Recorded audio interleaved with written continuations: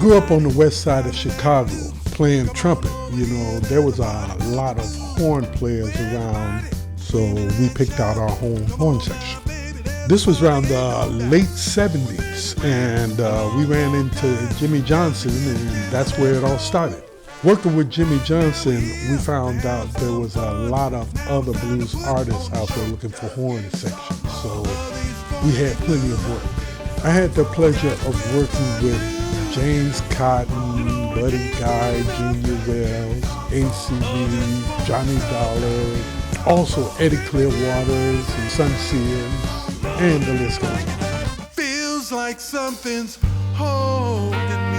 I happen to have been living in Chicago around the time back in the 70s. Chicago blues was very urban with lots of horns, and you had a lot of funk and good disco and funky disco. The Chicago blues people were very much into that because they mixed their roots with that new school and with the very first hip-hop sounds that were coming out at the time. I very much wanted for Boney to showcase that side of his artistry.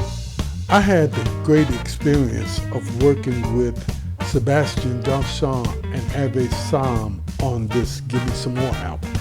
You know, normally I work and write all the songs myself with the help of some of the musicians. But at this time, I wanted a different approach. They gave me different ideas. It really brings out something in the music. Brand new flavor. I want to thank all the mamas out there. For being so strong. Hey, I want to thank you. Back in the day.